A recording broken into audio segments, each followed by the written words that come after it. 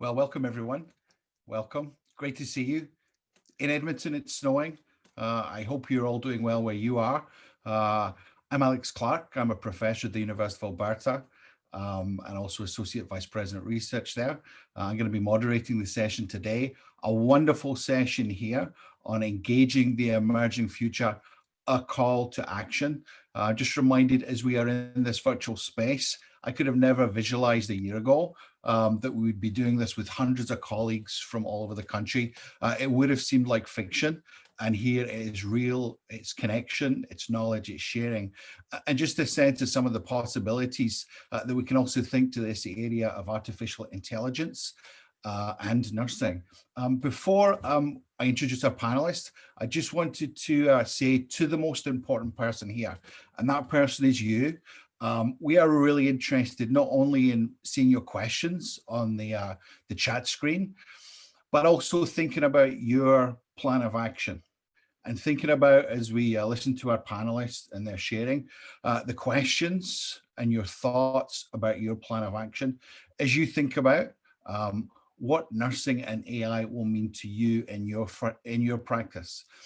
Clearly, from all the discussion already today, this is a fantastic emerging space. But how are you going to move from reading, you have the report, engaging with this content, to action, if you like, from reading to leading? And we have a wonderful panel here for you today, covering education, covering practice, covering leadership, covering administration, to inform our thoughts about AI in nursing, in particular in relation to this action plan. Because I truly believe what we've heard today suggests that AI in nursing should be everyone's business.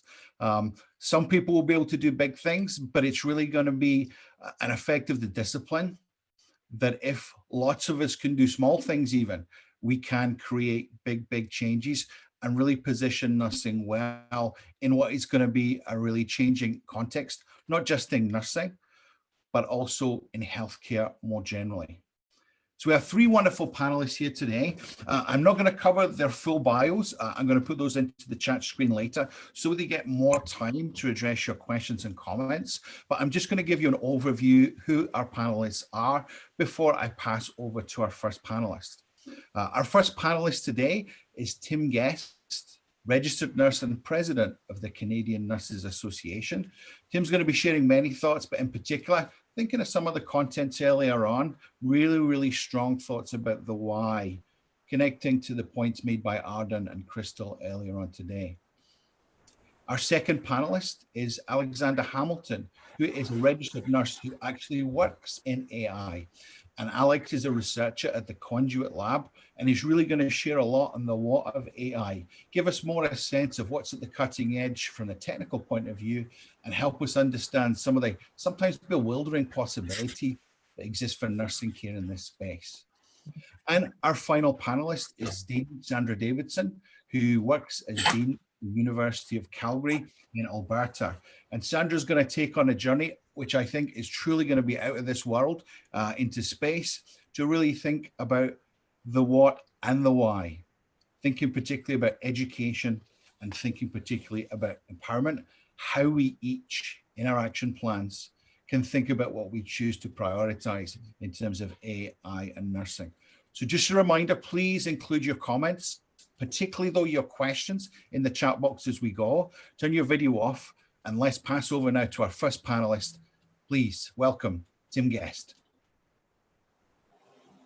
Thank you very much, Alex, for the introduction, and good afternoon, everyone. It's really a pleasure to be here virtually with you from foggy Halifax. Outside my window, I can't see anything but white, and so it's probably the best place to be is in here with you. I want to begin my remarks by acknowledging that the land of which I'm speaking to you here in Halifax is the traditional and unceded territory of the Mi'kmaq people. On behalf of everyone at the Canadian Nurses Association, I really want to spend a moment to thank RNAO and AMS Healthcare for hosting this really thought-provoking and timely event, and for providing me with an opportunity to speak to you on what I believe will be an important issue for the future of nursing. It's unfortunate that due to necessary public health measures, we continue to be unable to meet in person.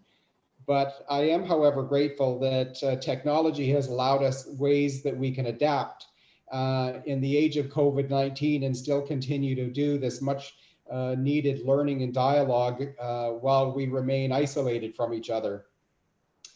Before I begin my remarks, I wanted to take a moment to acknowledge the incredible leadership that you have and continue to provide during this pandemic. Nurses have and continue to have a vital role in the response to COVID-19. And despite increasing challenges that it has placed upon us as individuals and as a collective, you continue to show up ready and willing to care for the public in time of need. I want to thank you for the knowledge, leadership, dedication, and care that you bring to work with you every day. And now about the topic at hand. Firstly, I want to talk a little bit about the need for AI and the need for nursing's voice to be involved in the process and implementation of it. While COVID-19 has caused upheaval to every corner of healthcare, in some instances, it has given rise to opportunities that we take advantage of, such as the shift to expanding the use of technology in healthcare in the form of virtual care. While our healthcare system is already transitioning into one that utilizes technology, nurses in the future will work in contexts with increasingly sophisticated technologies, such as those supported by artificial intelligence, machine learning, automation, and robotics. For this future technology to be successful, I strongly believe that nurses need to be involved in the entire technology lifecycle, from identification of need to the development and implementation, all the way through to adaptation and optimization. Without the presence of the nursing voice, the profession and the best interests of the patients will suffer. As nurses, we will be the end users of this technology and therefore have intimate knowledge of how it could optimize patient experience. Our voice is invaluable in ensuring that artificial technology enhances instead of automates patient care. We should be the ones making decisions around which aspects of our roles can and should be optimized by technology and which ones cannot. By overseeing the introduction of AI, we will ensure that more holistic aspects of care continue under new systems. Two important considerations in the development of AI that I wanted to mention. Firstly, patient safety and quality care is always of primary importance when looking at any future changes in the healthcare system. Secondly, nurses have always and continue to be strong advocates for patients and families. We need to continue with this in the new era of technology. It will be important for us to identify ethical considerations and advocate for transparency. So what can nursing leadership do in this new technology world where we're looking at technology in ways and places we've never thought before? Nurses at all levels need to be engaged in the development of AI, from the point of care nurse to those in leadership and executive roles. Evidence suggests that engaging nurses in technology decision-making at multiple levels can improve the uptake of the technology and increase the likelihood that the technology will actually support desired outcomes. Strong nursing leadership is required to advocate for appropriate nursing representation at each stage of development and ensure that governance structures and processes for technology-related initiatives afford nurses decision-making authority.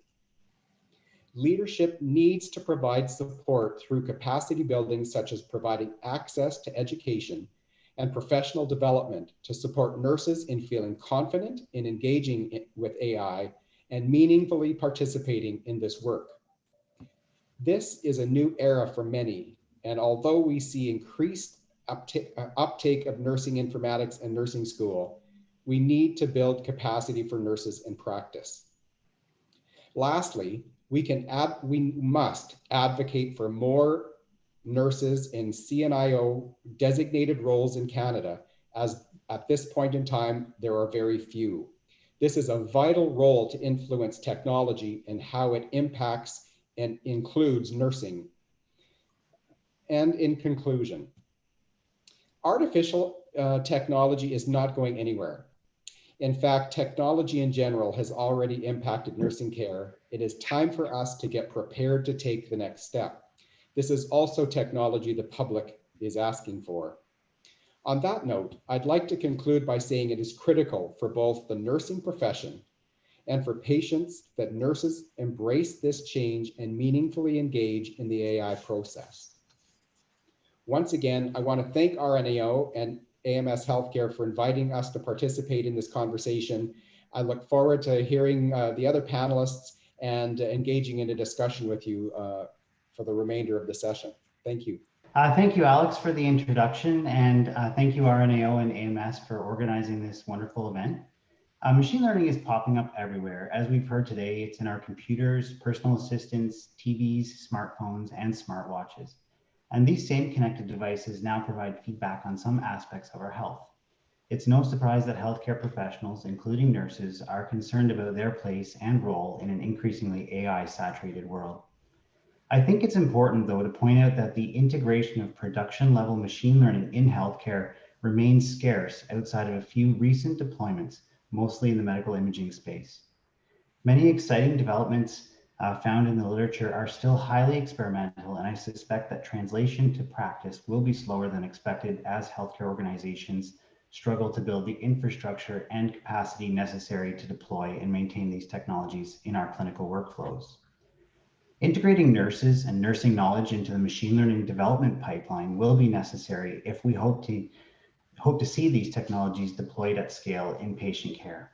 I hope I can provide some direction today about how we can get involved with this process right now.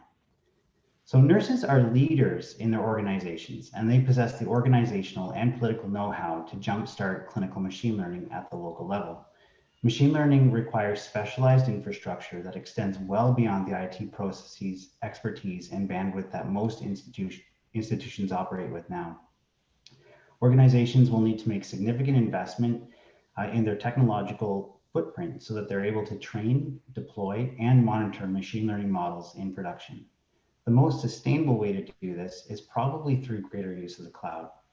Organizations will also have to recruit and retain the health and technical talent required to form interdisciplinary data science teams, and I do expect this will be particularly difficult for smaller centers.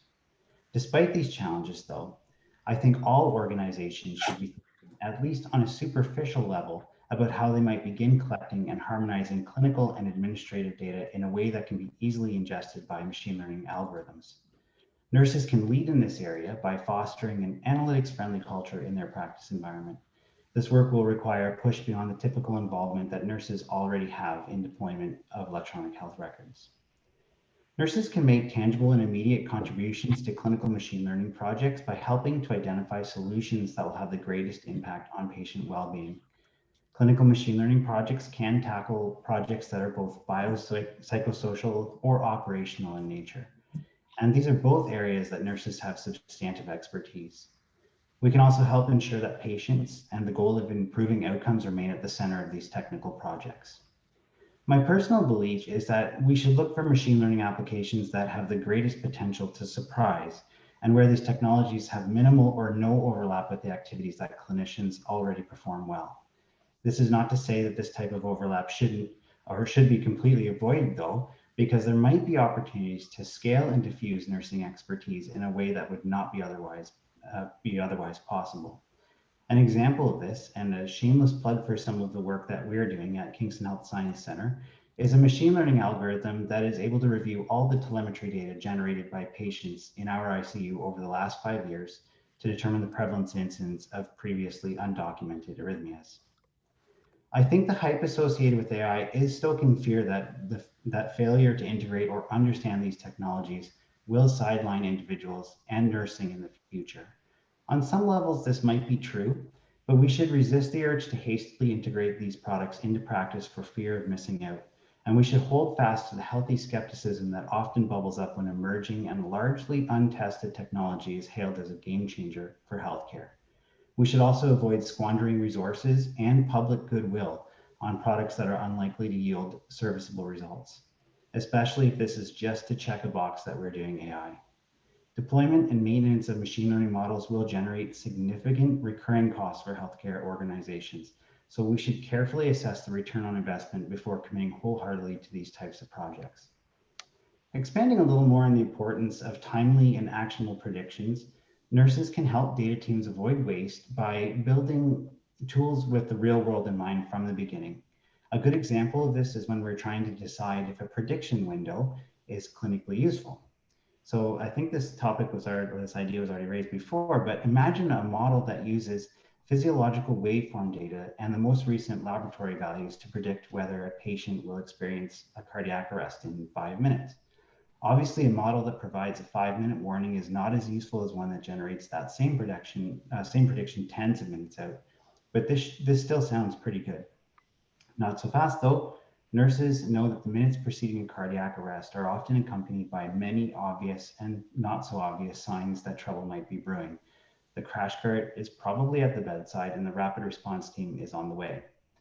Of course, in cases where the event is truly unexpected or when the patient isn't being as closely monitored, 5 minutes is certainly better than no minutes.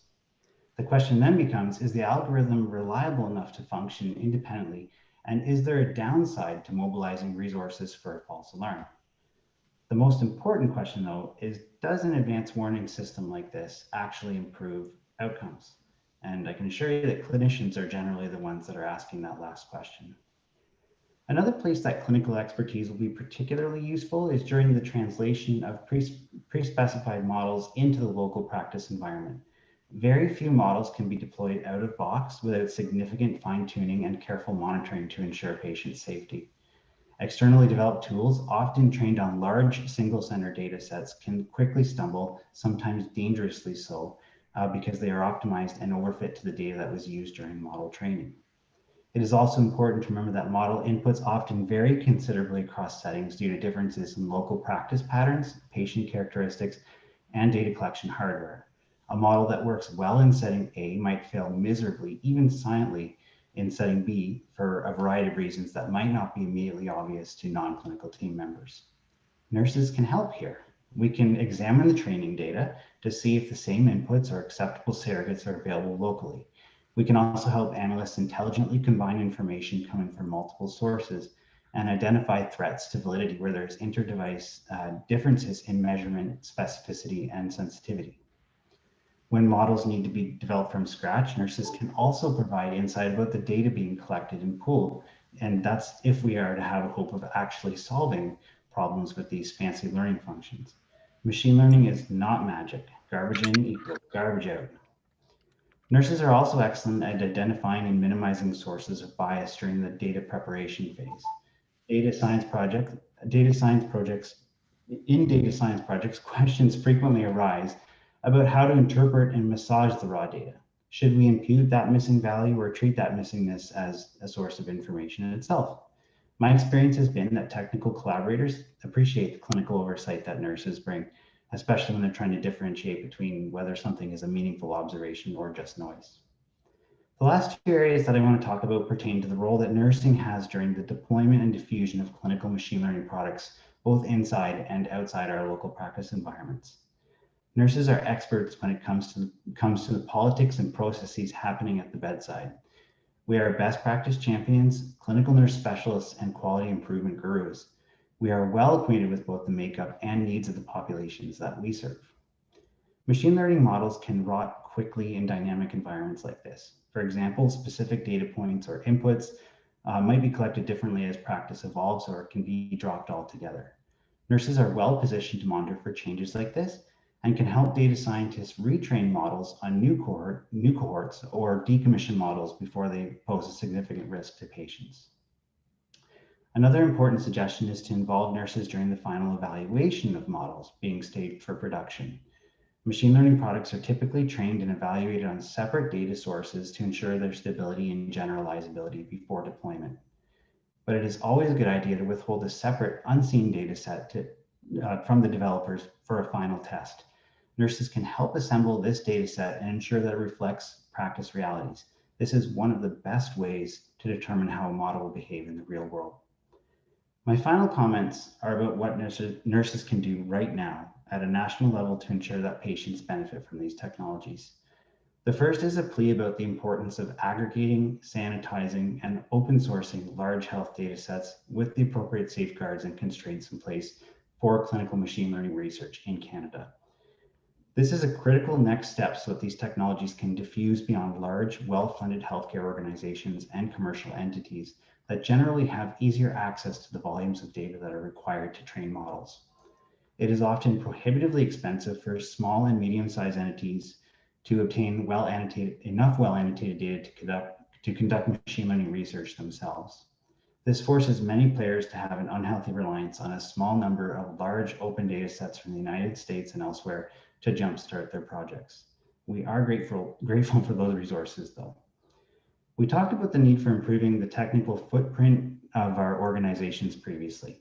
Nurses can make a huge contribution right now by lobbying medical software and hardware vendors to improve the interoperability and accessibility of data being captured in their proprietary systems. It is often frustratingly difficult and expensive to extract raw data for machine learning development. Fragmentation in this space means organizations often have to burn considerable resources developing data extraction pipelines, often from scratch, and this stalls machine learning projects considerably. My last point has to do with a concern raised by others in the machine learning community that health products are being developed in secret by large commercial entities with little or no academic or regulatory oversight. Algorithms and industry partners are hungry for data. This is the engine that's going to drive our future. And partnerships with local health organizations can be beneficial for patients, but we should be especially curious and critical about who stands to benefit from these types of projects. Machine learning for health should be done in the open, especially when patient data is being shared to make these advances happen. Thank you for giving me the opportunity to share these ideas. Well, thanks, Alex and Tim, for that. It's my turn, and no pressure being the last one of the last panel of the whole day. So I'll do what I can. I'm happy to be here to share my comments. And my remarks really focus on the leadership around the education space, because as Dean, that's where I live and work. So hopefully this is helpful for you. So I'll start with just as I was getting ready for these remarks today, I remembered something that Sigmund Freud once said. He said, "Everywhere I go, I find a poet has been there before me." And with regard to the issues we face in this time of increasingly capable machines and artificially intelligent health technologies, I think a more apt sentiment for me might be, everywhere I go, I find a science fiction writer has gone before me. And I don't know about any of you, but I grew up watching Star Trek. It was the movies, it was the weekly series. It was part of my life and fired my imagination early on. And for those of you that are Trekkies, one of the things that I thought of right away was the Kobayashi Maru. And for those of you that aren't Trekkies and don't know what that is, don't worry, I'll let you know. It refers to a Starfleet Academy training simulation that is designed essentially to be a no-win scenario. The Kobayashi Maru it was a civilian freighter that struck a mine and lost all power in the middle of a neutral zone that was between the Klingon Empire and the Federation of Planets. And so in the training Starfleet Academy, the scenario is, does the Starfleet cadet who's playing the role of captain go in and rescue the Kobayashi Maru, potentially violating the neutral zone and causing a war? Or do they do nothing and prevent a war? But of course, then the people on the Kobayashi Maru and the crew would of course perish. So the scenario is considered unwinnable, but their young cadet, who later becomes Captain James T. Kirk, finds a way around it by reprogramming the simulation, thus changing the conditions of the test. And in doing so, Kirk defeated the no-win situation and received a commendation for original thinking. It strikes me that this and other no-win scenarios set up a false dichotomy. Either, as I said, save the Kobayashi Maru and start a war, or respect the neutral zone and the crew and passengers of the Kobayashi Maru will perish. This is not unlike the previous rhetoric that we've created around nursing and robots. We have created a false dichotomy: nursing and human caring, or AI, robots, and dehumanized care. I think we do well to take our lead from Captain Kirk and seek to change the conditions of the test, or at the very least, our mindset.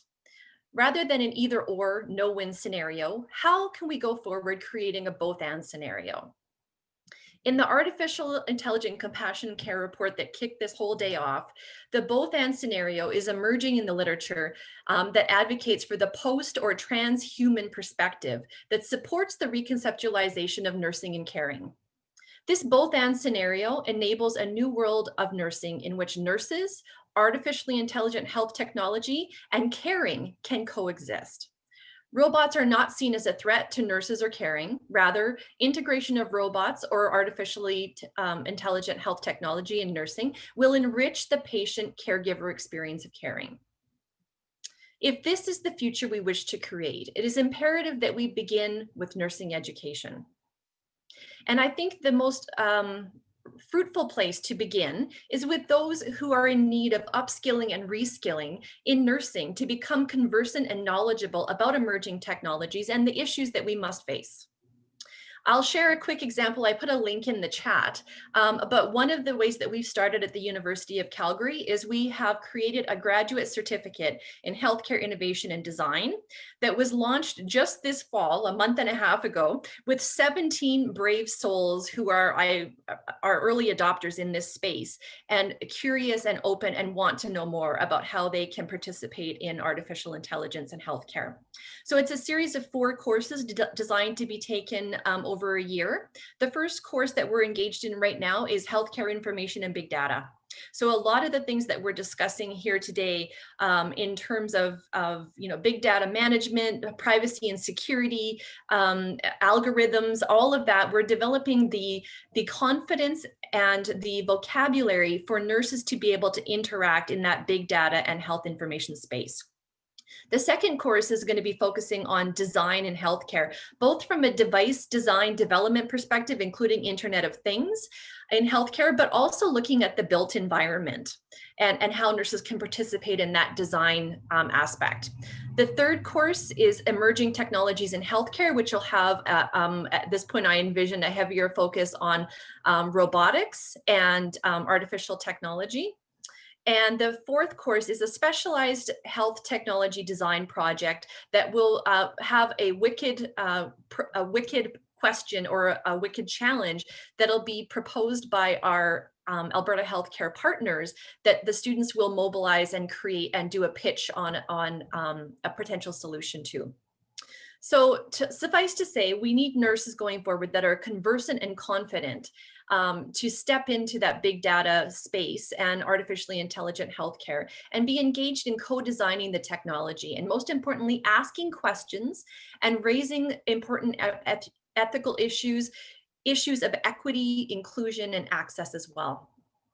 So nurses' involvement in the co-design of artificially intelligent health technologies to date has been cited as a major barrier in the literature by those and the major barrier really is disciplinary jargon that divides nursing from engineers or computer scientists. So going forward in the Faculty of Nursing, we seek to create more transdisciplinary learning opportunities, and our stackable certificate is just the start of that, where we have folks from computer science and engineering and biomedical engineering converse and present to our nursing students. But going forward, we see it as a co-enrolled program where we have folks that are on the engineering and computer science side wanting to understand the healthcare space and end user experience. Meanwhile, we have nurses and other healthcare providers that want to learn shoulder to shoulder alongside their computer science engineering partners to really bridge that gap and learn how to talk each other's language, or hopefully create a shared language. The other piece that I just want to mention in terms of the Alberta context is that we are currently living is Alberta is moving into its second wave of Connect Care implementation, which I believe kicks off this Saturday, the second wave. And it is the province-wide implementation of the EPIC EMR. And as part of this, one of the ways that Alberta Health Services is engaging to prepare future nurses is they've invited our nursing students and indeed posting positions for student nurses to become super users. This is absolutely a wonderful place to start because it gives our future nursing students a chance to step up and be on the leading edge of that implementation and really see it as a part of what their roles are. So right now in AHS, nurses are implementation leads and super users, but in the future, as I said, the roles for nurses will be such that they must understand big data governance, biostatistical programming, predictive analysis, and how to mitigate threats to privacy. So a couple of issues that arise for me that I just wanted to highlight for everyone, and some of these have already been talked about throughout the day. The first thing is concerns around technology creating more of a divide in healthcare. That is, minorities and underserved populations may be placed at further risk for marginalization by lack of access to technology or the lack of ability and knowledge to participate in the digital world. I would ask how nurses can intervene and create systems that address these potential barriers. And again, nurses need to know enough to be able to educate and coach patients and families around things like data security. An example that comes to mind, there was a study done several years ago now that looked at, it was in the US, but essentially it was people coming into emergency rooms were asked if they would like to link their electronic health record and their emerge record with their Facebook profile. And I don't know about you, but that scares the heck out of me in terms of unintended consequences and things that could potentially have a downstream effect on equity, access, and all those kinds of things. The other piece is that I see all around me technology is creating new health concerns that nurses will need to be equipped with to overcome. I envision a day where every nursing health assessment will include a technology component to assess our technological hygiene and risk factors for things like social media use related to depression, anxiety, addiction, and insomnia. And many people have mentioned it before, but another plug, if you haven't watched the Netflix documentary, The Social Dilemma, it's a great primer for just that topic. So to conclude my call to action, educators, we must educate ourselves. It starts by being curious and engaging in growing our artificially intelligent healthcare technology competency. We don't need to know it all. As I've said, we have transdisciplinary partners that need and want our input, and together we will create better solutions for health. If you want an somewhat optimistic read, I suggest the book, a 2019 book called Deep Medicine: How Artificial Intelligence Can Make Healthcare Human Again by Eric Topol. So to return to the Kobayashi Maru, as some Trekkies suggest, the Kobayashi Maru is not at all about competence at a technical skill level, but it's a test of character. And if compassion defines our profession, we must step up and change the conditions to ensure that the future of healthcare is designed in such a way that compassion is part of our operating system. Thank you, Sandra. And also thank you to Alex and Tim before that. Really interesting to see the chat. We've got about 13, 14 minutes. So I'm going to be asking our panelists some questions in the moment around hype, around inequities, and also around possibilities that we each and individually can champion.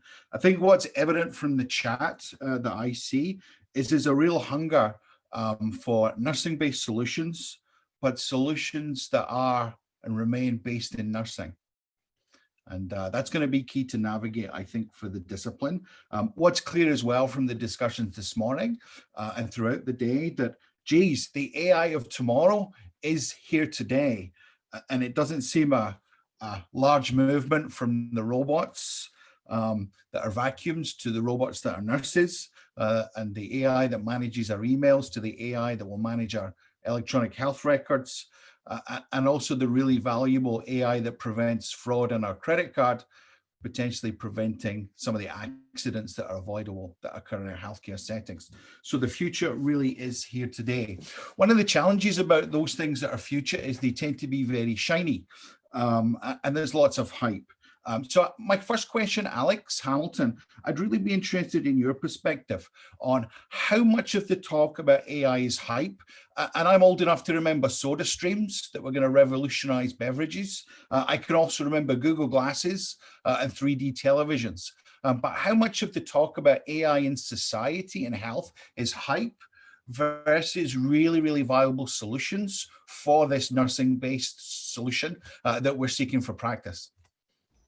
I think that there is a lot of hype right now in this field, and there is some concern even in the machine learning community that some of this hype might, and not being able to deliver on some of the promises that are being made about these technologies might actually result in another AI winter, which we went through in the 1980s. So there is a concern about that. And I think also that I think some of the hype comes from like what players are actually driving investment and how that investment actually comes to these technologies. So I think in healthcare, we haven't really seen, there are heaps of papers that are done in the machine learning computer science space showing that these algorithms can do amazing things, really. In the most common space is the medical imaging space. And we see algorithms that can match human tasks like spotting things in X-rays.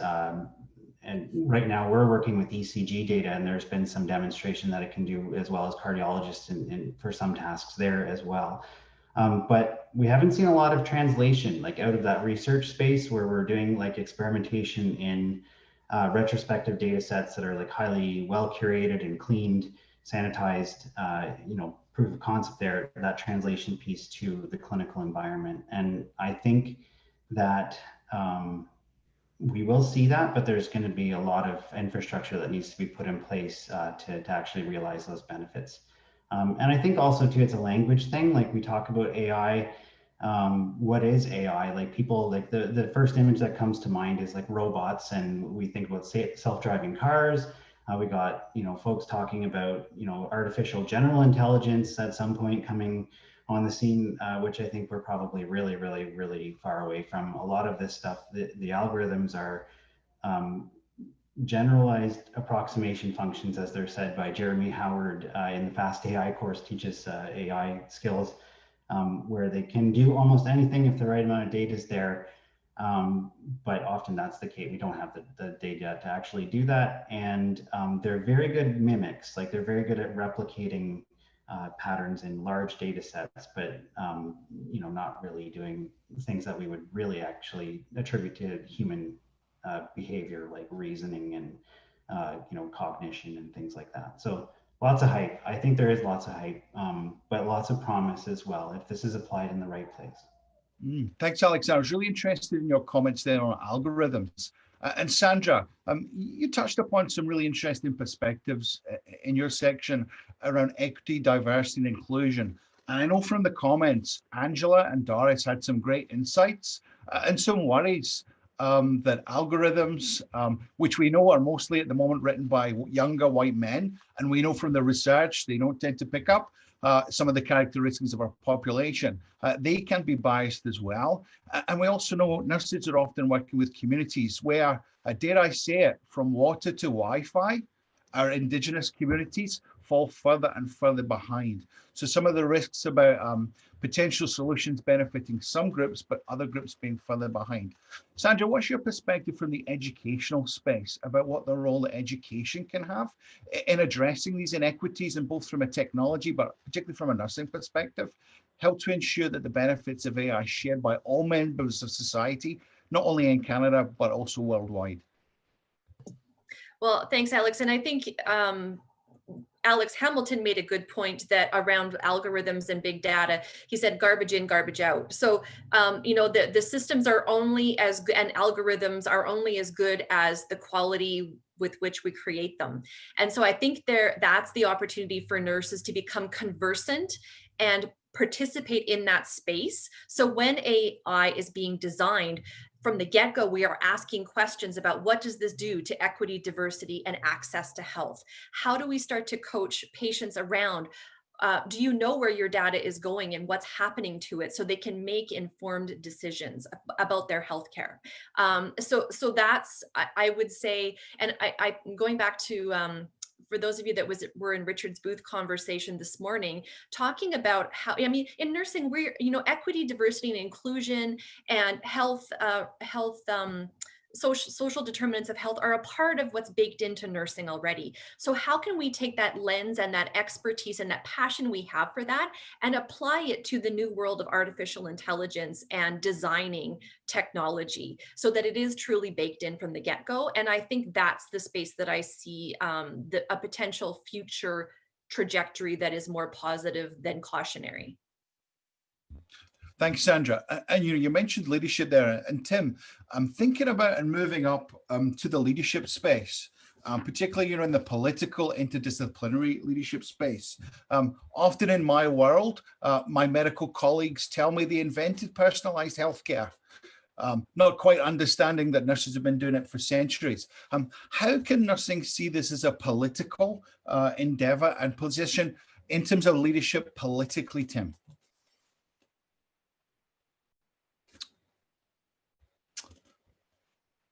I think you're muted. I'm muted. It's not too often that I do that to myself. Yeah, I think the biggest one is that we need to use our voice. We are the largest group of health providers in the country by a landslide. And I think we need to get together. And I think when nurses have a common cause that we feel strongly about, and we can go forward with some concrete common messaging, I think we can have a huge impact. We're a massive voter block for a politician and could scare the hell out of them when we get vocal. I think it's that it's choosing to really move forward on it. We're great innovators. Like nurses are fantastic at finding workarounds when there's a barrier that impacts their ability to practice. We need to use some of those skills and that passion to push our ideas and our causes forward and get ourselves in rooms. And I think that, the one thing is that, sometimes we need to start inserting ourselves into conversations that we don't get invited into. And not let the doctors always be the ones who get to have a perspective, when often they're not the ones who actually know anything about the topic. They just get the platform. Thanks, Tim. Tremendous words that bring courageous leadership. I think echoing some of the words that were brought earlier on. Certainly in my space, I've seen nurses struggle to have that positioning and that prominence. And the confidence sometimes as well. So before we just wrap up our session, in a moment, I'm going to ask each of our panelists to consider the key take home for potential action plans for colleagues, Sandra, who work in education, for Alex, who work in practice, and for Tim, who work in leadership. What's the one key priority for those different domains in nursing that you think should be reflected in our colleagues' action plans? So I'll give you a moment to think over that. I think what's clear from already today, that tomorrow is rapidly coming. This has been a wonderfully inspiring conversation. Of course, talk is cheap. How can we move from reading to leading? Sandra, for the perspectives of those involved in education, please. Well, I think I alluded to it. It begins with increasing our own competency and conversantness with this whole new world. There's a lot of great, basic what is artificial intelligence, and the report that has been circulated is a great place to start. There's a glossary at the back. Help yourself to understand what those definitions are, and then start to use your nursing lens to say, so what does that mean? We're really good at applying knowledge that we already have to new situations and new scenarios. We, concept-based learning is all about that. So we have this core of knowledge, and we're just going to apply it to a new technological scenario or landscape. So have confidence. I think, as Tim said, insert yourself, ask questions, most of all, be engaged. Thanks, Sandra. Alex, from your perspective in tech around clinical practice, please. So I think that nurses already possess a multitude of skills that would make them extremely useful on any machine learning project for developing AI. It's not about, worrying to wait, if I've learned how to program in Python or R, or to do the heavy statistics and learn all the math that is required to engage with this, which isn't as much as most people worry about. I think, get involved at the local level. Like we're talking about nationally, but really this starts locally in our centers. We need to be data-driven organizations. We need to advocate for the infrastructure that's required to collect this data. And then as nurses, we should advocate for helping to develop these large data sets that are not biased to like one center or a couple centers in urban centers that have all the money. We should try to help pool all of this information so that everybody gets a crack at this. Thank you, Alex. And finally, Tim, from your perspective for the more administration and leadership space in particular. So I would say that there's really four key points that I would make. The first, I think, is that, and I think it's, as Sandra said it a couple of times in her remarks, and that is really informing ourselves so that we're more comfortable talking about this topic. If we want to have an informed or a conversation that helps decision makers make decisions that are in our favor, we need to be more competent in the ability to have a dialogue with them. The second thing is I think we need to collaborate with others who can help us move this forward. And and I mean this with absolutely no disrespect. We need to sometimes get ourselves in a room with those technology geeks where we can talk about the issues, and then they can actually give us ideas about, how they can help us with it, because we don't necessarily know what the capability is. We certainly know what the issues are. I think we have to be intentional in our approach. And it's not about just putting in place a shiny new toy that collects dust because we don't want to use it. But we need to be really intentional that we're actually looking at technology to help us solve an issue that enables our practice and enables outcomes to improve, not replace ourselves. And I think the last thing that I would say is that we need to advocate for nurses with expertise and technology to be moved into higher level senior decision-making roles.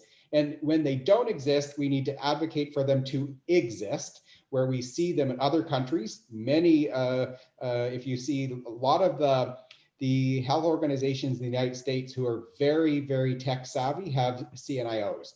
I think I did a search for a CNIO job description in Canada about 6 months ago, and I found one. We're implementing technology all over the place. We need to value nursing expertise and get it at the table. Thank you to each of our panelists. I don't know about you, this has certainly been really, really helpful to me today. Good luck to everyone thinking about moving from reading to leading, what your action plans will be. Certainly what's clear, great potential for the technology, but what about the power of community, and what of the power and the timelessness power of compassionate nursing care. So without further ado, I'm going to pass now for closing remarks to Doris Greenspan and Gail Peach. Thank you very much. Thank you, everybody. You want to go first, Gail? Go ahead, and then I close. Okay. I would like to first of all thank all of the speakers who presented today, and all of the individuals who participated in this symposium, and also those who posed questions. I think it was summed up. This was absolutely awesome in terms of bringing a pan-Canadian representation of nurses from all domains to really start to have this discussion and to really understand the power of the collective, the power of the commitment, and the power of understanding that as we step forward, that nurses do have and nursing does have the backbone and the foundations to move this agenda forward that will support nurses and nursing and ensure for the patients that we serve that we will move the agenda forward, that will address many of the issues that we're currently facing and certainly experiencing in this environment with COVID-19. So I just think it was absolutely wonderful that we could initiate this symposium and begin the dialogue. This is a journey. This is not the end. This truly is a journey. And I know, Doris, you and I have talked about, how do we move this agenda forward? And certainly would like to hear from any of the participants their thoughts as to how we would move this forward. So again, thank you, everyone. This was just simply outstanding discussion today. And I'll turn it over to you, Doris. Thank you very much, Gail. I want to augment the comments with Gail with the tremendous depth in substance that was here today. Depth in substance, both in terms of artificial intelligence and health technologies, and also depth of critical analysis substance of what is at stake in two ways. What is at stake in actually staying on the sidelines, and what is at stake in the issue related to health inequities. And I think they're both on the same, because if nursing does not get involved, and I would absolutely concur with Alex that there is a lot of hype. I was one of those that reviewed the document before it went out, not one time, but 4 or 5 times. And in fact, took out some things where it was a fait accompli that this is, being implemented in the UK, in an entire hospital. That's not the case. I got in touch with the UK. But more importantly than that is you mentioned the issue of how much there is a push from technology companies, investors, and otherwise. So if nursing doesn't get involved, let me be clear, and this is where Gail and I are absolutely joined by the hip. If nursing doesn't get involved, this is not going to stop. This is going to go, continue to go, in whichever way. So we need to get involved for 2 things, not only one. One is to ensure that the interface between nurse and person, whether it's a patient that graduated to patient in a bed because they had the diagnosis, or whether it's a person in the street, that the aspect not only of outstanding clinical practice, but also outstanding interrelational practice, the compassionate, the person-centered, the humanistic, however we want to call it in our own jargons, remains there, because no machine can replace that. And when a machine can do it better than us, then we are in trouble.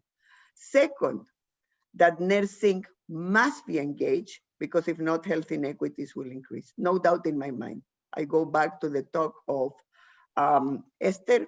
There is no doubt in my mind that the only group, because social activists, they do not have access to the power bases of corridors of powers of premiers, etc., but nurses do. And as for the comment that otherwise it's only doctors, let me tell you, doctors are more on the sidelines than us. So we have a better chance, way better chance. Both we have access to the political elites and very much direct access. and we have access to the corridors of power and to the streets of power. So we absolutely need to be engaged to both enhance clinical practice, because health technologies and artificial intelligence in particular can enhance clinical practice. And those of us that are involved with the BPGs know that. But also that we protect and preserve humanistic care, compassionate care, person-centered family care, however we want to call this phenomenon of the relationship. And also that we improve and not deepen health inequities. Only nursing can do that. Only nursing can do that. And that's why we cannot just be on the sidelines. We need to be vocal. We need to be engaged. We need to be engaged in shaping, not only using this, evaluating what we use and what we not use. Again, one of the speakers spoke about the major investments that will continue to be there. Those investments, the pot of money will be the same. So whatever we will invest here, we will not invest in other things, likely. So whatever we invest need to be to enhance health equities, not deepen health inequities, and also enhance relationships by enabling us better clinical work and better relational work. I was really inspired today, inspired to see the balance of people with both the expertise on the topic and the expertise of understanding the politics of the topic and understanding the sociological implications of the topic and also the commitment. So I will again ask a call to you. I put something light and I will tell you what that is all about, that tweet that I said to retweet somewhere there at one point. But please send your emails of those of you that want to continue to be in the journey to PG button. I put the chat before, Olivia, you can write it, because not only on this journey with Gail and AMS in terms of this specific, how do we develop the expertise, both for critical analysis, as well as understanding what's at stake and moving all the pieces. We also have a guideline. Vanessa was very humble, as she always is, on not sharing that. But Humber River Hospital is joining with RNAO in creating a joint guideline. AMS will be involved too, because will be an aspect that continues this work on a best practice guideline on the interface of health technologies powered by artificial intelligence and otherwise into clinical practice specifically. And there will be other aspects that we will look in the go forward. But this is one of those things that we don't have a choice, guys. We don't have a choice, you know? And for those that commented, and I take that comment with a great degree of both respect and because it's real. To think that we will free up time of nurses so they can just do compassionate care more is fantasy land. Any free up time of nurses is taken out of the system and nurses are replaced. So this is why, again, we need to be very sophisticated and mature how we tackle this, because it needs to be to enhance the care of nurses so people can get better outcomes. And that's where we save the money, not just to keep replacing. So we heard that comment too, and many other comments. We did keep the chat, just so you know. We will analyze those answers on the chat. We will connect with you when we're putting the panel for the guideline, with some of you specifically to bring all those perspectives to that guideline of that BPG, and other aspects that we will be doing in the go forward in terms of work, some of that in partnership with the AMS, I hope all of it, but some of it, if not, RNAO and AMS also. I want to thank you. As for the Twitter, it was not, is light, but not light, I said. This is a gentleman that wrote in the National Post his video about the Halloween costumes again. And it fascinates me because I'm thrilled that nurses, not only RNAO, started to take him on. One of the nurses started, this is how nursing looks. And now she nurses are sending pictures of real nurses at work. And then today, and that's the one that I answered, he has the guts to say, hey guys, you don't understand what Halloween costumes are. So instead of giving him legs, I basically answered, save yourself from ignorance, please. And so please, if you have a chance, retweet. People need to get the message on small things and on big things. And I am going to leave you now with AMS. I don't know if they will like what I will do, but I will do it. So you can cover your ears if not. I am going to leave you with a message about the US elections. The US elections affect us too. They don't affect only the US. What's happening in that country, where many of us have colleagues, friends, nursing and otherwise, and families, in my case, and many of you too also, affects all of us. The issues of not only the issues of COVID-19, the issues of racism, not that we don't have our share here, we do, but they get fueled even more by what's going on there, the issues of division, the issues of etc., etc., etc. I would ask those of you that are on Twitter or on any social media, please tweet, because many of the nurses in the US feel compromised of tweeting because it's their workplace, right? So they can't. So they have many approached us, many outfits in the US, including from nursing, have approached us. Please tweet, Facebook, etc. We need to have change so we can have a better world for all of us. What's at stake is WHO, is UN, is you name it, you name it. 4 more years of this administration is very serious what's at stake. So with that very sober message, please take action also there. So thank you for the absolutely inspiring, provocative, informative, knowledgeable, fantastic day. And Rita, thank you for putting this together with all the team that you worked. And Jocelyn, I know, was on your side too. Big thanks for all the organization, to Olivia, to Erica, to all of you. It was a tremendous day and it went without a glitch. So thank you. Thank goodness, right? We're talking about health technologies. Imagine if it had dropped the whole Zoom or who knows. So thank you. Have a fantastic afternoon and thank you so very much. We will keep in touch.